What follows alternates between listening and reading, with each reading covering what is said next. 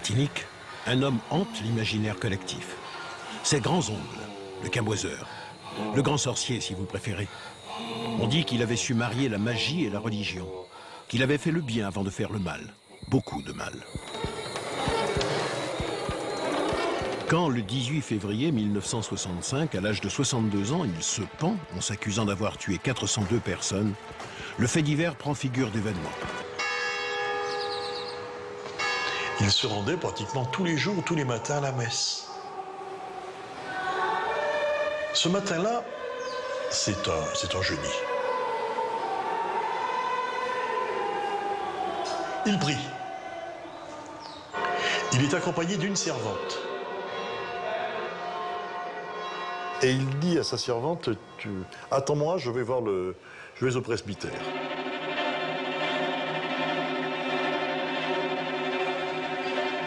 Une heure passe, 1h30, et soudain, la servante se rend compte que il a oublié quelque chose d'essentiel.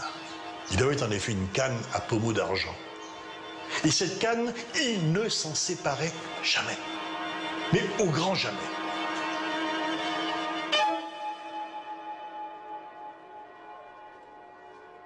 Elle s'alarme, elle s'inquiète, elle va vers la maison, elle trouve porte close, tout est silencieux. Et elle attend toute la journée. Elle prévient les policiers qui disent qu'il faut attendre 24 heures.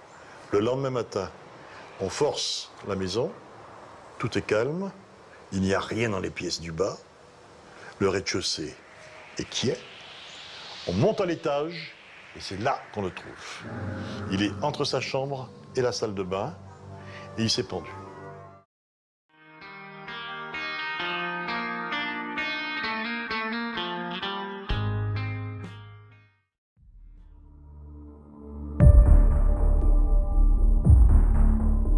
On est en Martinique dans la nuit du 18 au 19 février 1965, au premier étage d'un immeuble situé 21 rue Alexandre Trissot, au Terre-Saint-Ville, à Fort-de-France.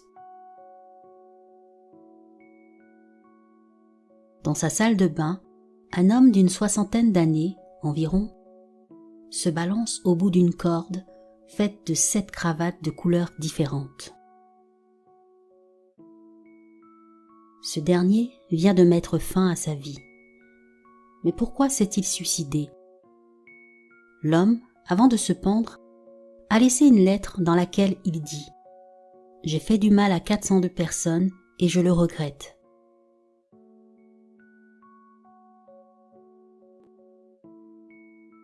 Pourquoi a-t-il écrit ça? Qui sont ces personnes à qui il a fait du mal?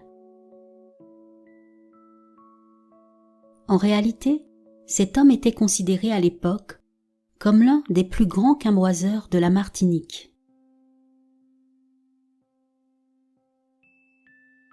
Il s'appelait Gaston Faustin Oma, mais on le surnommait Grands Ongles. Ce drôle de surnom lui fut donné car l'ongle de son petit doigt était particulièrement grand. Quand l'homme déambulait dans les rues de Fort-de-France, l'ambiance devenait étrangement pesante. On pouvait lire l'angoisse dans les yeux de la plupart des gens.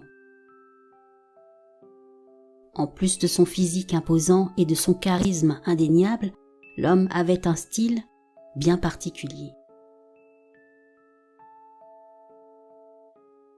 Très élégamment habillé en costume-cravate, il portait aussi une canne à son bras. Une canne à pommeau d'argent qu'il ne quittait jamais. Tout chez lui était spécial. Il fascinait autant qu'il effrayait. Sa façon de marcher, son air dominateur. Beaucoup préféreraient changer de trottoir plutôt que de croiser son regard. Il possédait aussi une montre à gousset. Par moments, l'homme s'arrêtait brusquement de marcher, dégageait le revers de sa veste et sortait d'une manière théâtrale l'objet de la poche de son gilet pour lire l'heure. Gaston Faustin Oma est né au Gros-Morne le 12 juin 1903. L'homme ne roulait pas sur l'or au début et est même passé par la case prison durant quelques années. puis finalement, il est devenu Grand-Ongle, l'un des plus grands quimboiseurs de l'île. Sa réputation n'était plus à faire et le fait qu'il ait fait de la prison a plutôt renforcé celle-ci. Sa clientèle ne cessait d'augmenter et il finit par devenir riche et connu de tous. On dit que ceux qui venaient le consulter ne venaient pas pour des broutilles. Ainsi, on sollicitait parfois ses pouvoirs de sorcier pour éliminer un ennemi. Il paraît même que parmi ses nombreux clients se trouvaient des gens haut placés. Grâce à son succès, l'homme a acquis de nombreux biens immobiliers, notamment au Terre-Saint-Ville et sur d'autres communes de l'île. Le jour de sa mort, c'est sa femme de ménage qui a alerté la police car elle s'inquiétait. En rentrant dans la maison, et après avoir vérifié chaque pièce, les policiers finissent par le retrouver pendu dans sa salle de bain. De nombreuses personnes furent choquées par l'annonce de son suicide. Il était difficile de comprendre que ce personnage si impressionnant, si charismatique, puisse mettre fin à sa vie de cette manière-là.